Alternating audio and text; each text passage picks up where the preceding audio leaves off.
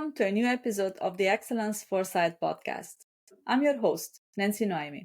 I'm a culture transformation and organizational excellence consultant, technical leadership coach, and a mentor. And my passion has been to make excellence an everyday habit. And my podcast is about practices that matters to improve performance now and to build a better tomorrow for people and organizations they work in. Today's episode is a guest episode, and I'm so pleased to welcome Ruth Stanley to continue an engaging discussion in the sphere of creativity and excellence. Today's episode is on excellence models from compliance to creativity. So let me start by introducing Ruth. Ruth is a former Canadian public servant with over 20 years of experience in excellence frameworks. She co-authored Your Creativity Sprint, and she's a host of the podcast Boan, Imagination, Flow, and Creativity. And I'll leave it to Ruth now to tell you a little bit more about yourself. So Ruth, welcome, and the floor is yours. I've always been a creative person, spending so many years in the public service. I had a professor say to me once, Ruth, you've been in government far too long. You cannot write anymore. And I thought to myself, what?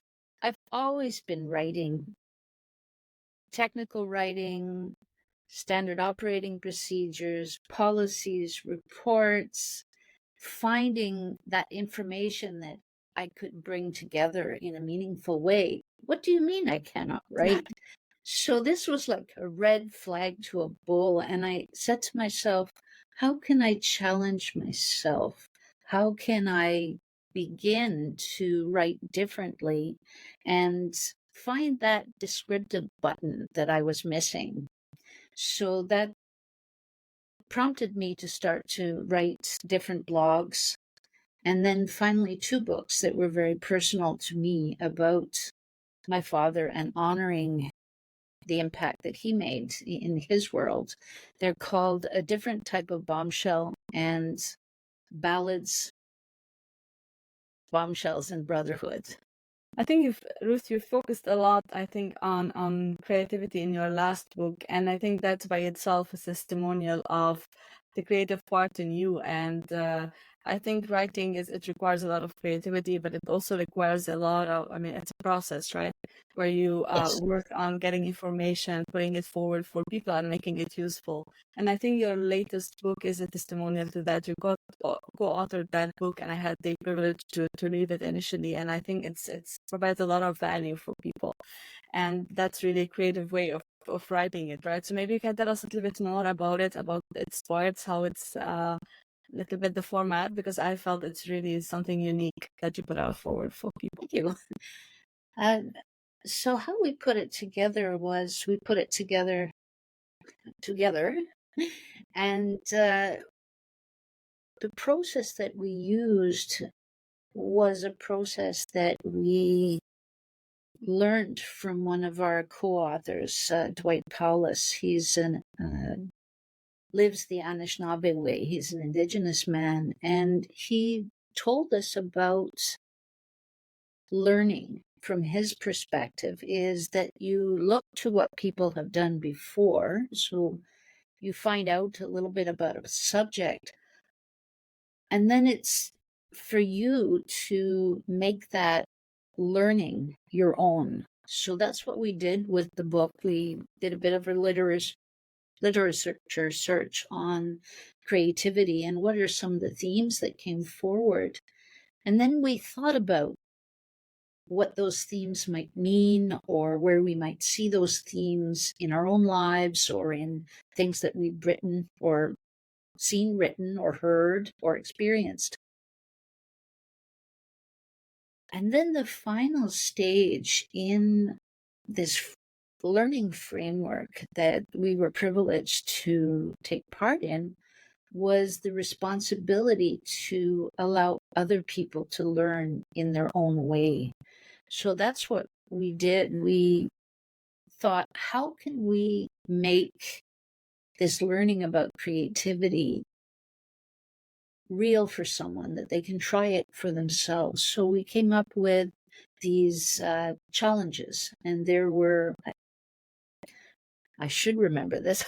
I think there were 35 challenges. So that was the equivalent of about 5 weeks of challenges. Right. The idea was to push yourself in different ways, the ways that make you human, your sense of your environment in a physical sense, your different thinking styles, emotions, how you relate to other people, and maybe even a sense of your own spirituality. That's amazing, Ruth. And you're talking about learning, you're talking about a lot of things that we teach when we talk about excellence and developing, right, people to perform better and working with organizations to adopt excellence frameworks. And you have worked with excellence frameworks. So my question to you now, do you believe in pursuing excellence?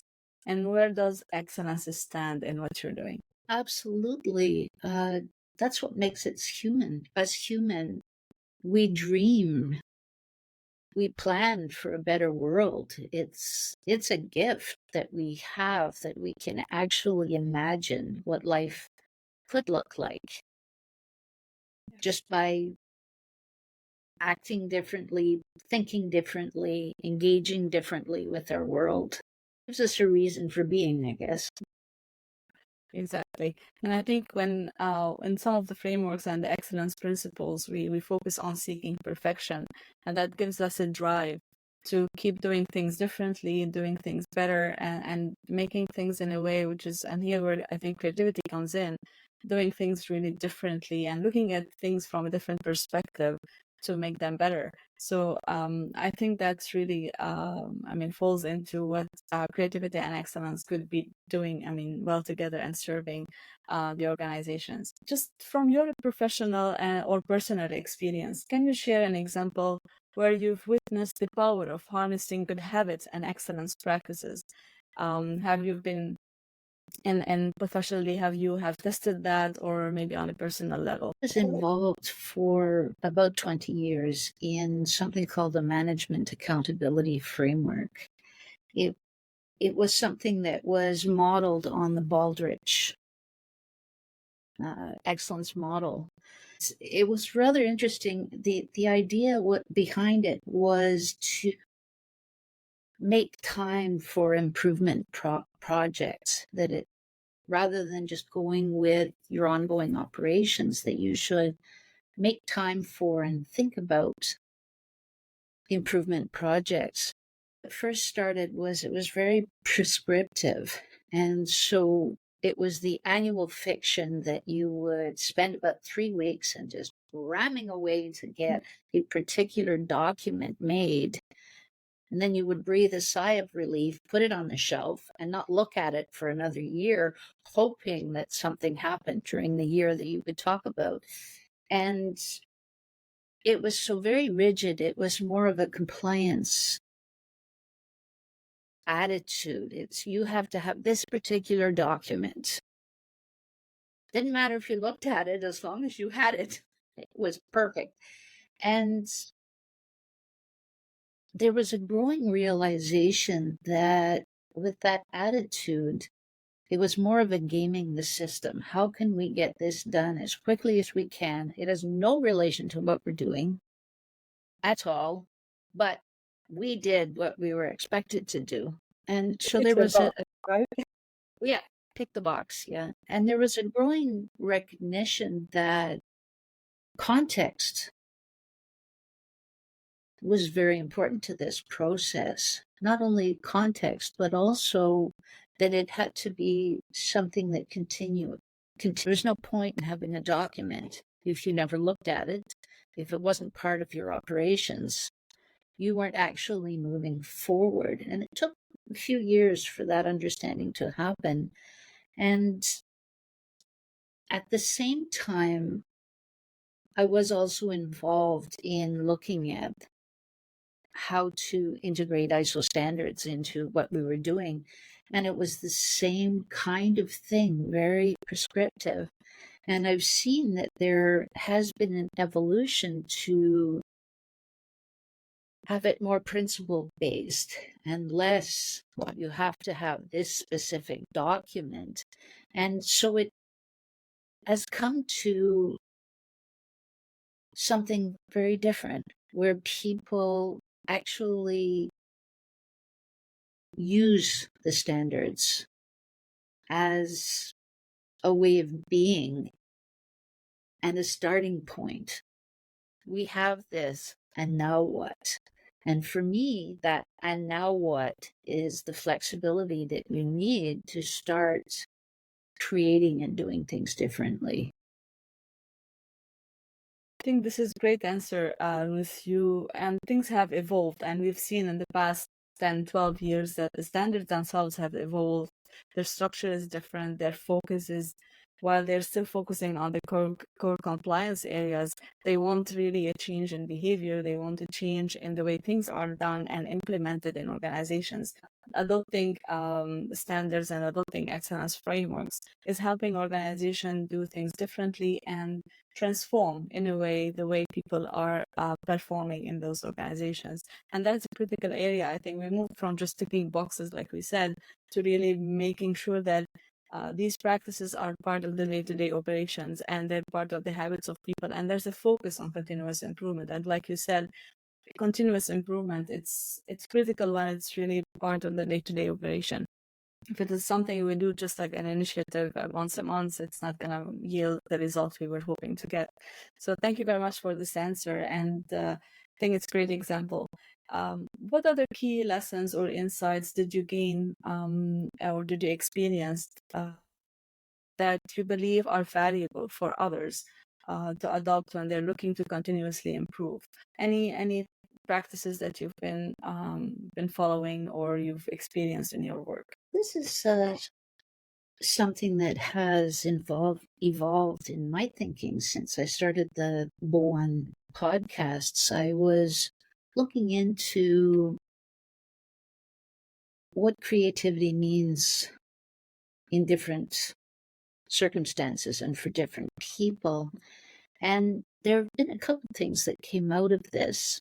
One of them wasn't something someone said, but it was something I started to understand, is that when you want to have excellence, it's not just one thing, it's multifaceted. And one day I was looking at a picture of a fly,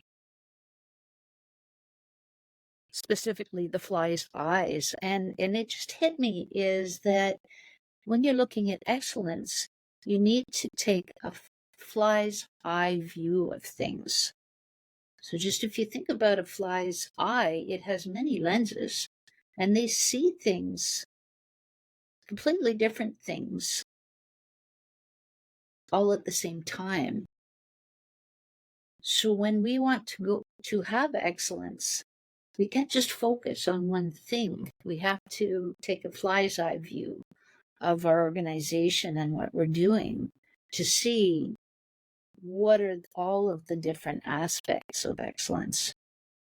So that's one thing that I realized. And the other was that it doesn't have to be those big, momentous things that we do. It can be the smaller things. And I just spoke to someone this week, and he made such an impact on me. He said, it's make yourself uncomfortable, put yourself in uncomfortable situations, and intentionally look for those moments of grace. I thought, wow, how could I say it any differently? And what I got from those moments of grace, is it has to be impactful. It has to mean something to you, and that you can take a fly's eye view and find impact and meaning in the smallest of things. This is great. It's amazing. I think thoughts, Ruth, and I think when we get out of our comfort zone, this is where we can really test ourselves, test our limits, and see what we can do and we could be really amazed by the outcome. And many times we surprise ourselves, right? When we find out, when we find new ideas, when we come up with, unique things. And I think that's where I think making people realize that they can do more and can do things differently is very important. And I like the idea of the fly, because absolutely, I mean, we need to look at excellence from different angles. And I totally agree with you. It's sometimes the small things can make a big difference. So I think these are great messages for our audience. Thank you very much for this. I just want to go back a little bit to your creativity book and the work you've done on creativity. And we say sometimes creativity is usually connected to art and innate talent. And your book talks a lot about those, I mean, the 35 challenges and how can we develop creativity. Can you share with our audience one or two things maybe to convince them that they can develop their own creativity moving forward? Absolutely. Creativity is in our DNA. We are creative beings. It's not just about being able to play the violin or become the next Leonardo da Vinci. It's about tapping into insights. It's new ideas, new processes, even new relationships. And it's asking ourselves, how do I translate what's in my head to the world? And how do I make it real for other people? What insights am I getting from my senses, from different modes of thinking or ways of knowing? How can I interact or engage with people differently? It's about just thinking and acting differently. It's no more than that. And one of my podcasts, people said, it's not what is creativity, where is creativity? And it can be anywhere. Doesn't matter which profession it is, whether you are old or young or smart or otherwise. There's always something that will strike you where it makes you stop and think differently or pushes you to act different.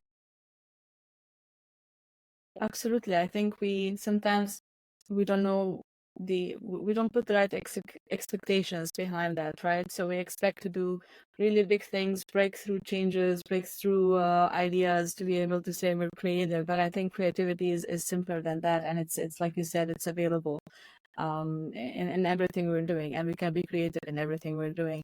And that's why I think when we talk about quality and excellence as quality professionals, sometimes because we work a lot in SOPs and documents and stuff, and then we're writing these kind of things which sometimes are a little bit dry topics and people don't like to get engaged in. We feel we're not creative people, like, working quality and excellence. But do you believe quality and excellence professionals can be creative like everybody else? Just think about your relationships with the people that you are working with excellence models. It is absolutely creative when you try to talk to someone who doesn't understand what you're saying. It makes you pull back and go, oh, how else can I explain this? How can I light a fire under them? How can I get them to see that this is a good thing? You stop, you reflect, you pivot, you try another way. How can that not be creative? Absolutely.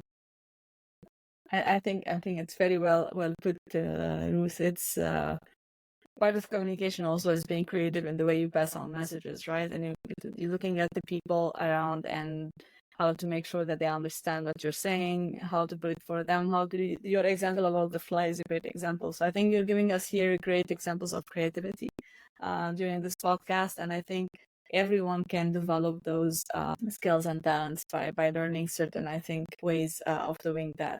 So Ruth, with this, we come almost to the end of the episode today. And we wanted really to talk about excellence models from compliance to creativity. I want to give you the last minute. If you'd like to share anything else that we haven't covered in the previous questions to share with our audience today about from your experience on creativity and excellence models. This is again this has been a great week for me. This is something that I had understood, that excellence and creativity involves being both intentional but also very generous. Generous with yourself, allowing yourself to be imperfect. Generous in that you're sharing something of yourself with the world. And every time you put something out there that's a little different, you're actually engaging in a very generous act. Excellence also is generous by its very nature, in that you are striving for the betterment of whomever, whether it's your clients, your suppliers, customers, or even a better world. So it is, for me, it's an act of generosity. Again, this is really very, very creative way of putting, your thoughts out, Ruth. I like the fact that we're talking about generosity here. You talked about empathy. It's about people, right? When we talk about creativity, is about people. Excellence is about people. We do put systems in place. We do work on procedures, hardcore technical stuff. But if we don't really look at the people involved in this and making sure that we provide them the best and we facilitate also an environment where they can be their best, I think we'll be missing a lot. Thank you very much for sharing your thoughts with our audience today. Thank you very much for these creative ideas. I like really the way you put things forward, and I think that shows a nice side of creativity in you, Ruth. I've known you for many years. We've worked together as in ASQ as servant member leaders, but I think this is is a new also facet that I see in what you're doing and how you do things. So again, thank you very much for being with us here today. For our audience, I say please engage with us, be part of the Excellence Foresight community, and stay tuned for our next episode. We'll be starting to talk about atomic habits for excellence and how practically we can develop excellence habits. Thank you for joining us. Thank you again, Ruth, and let's make excellence a habit and shape a better future together. Thank you. It was a pleasure.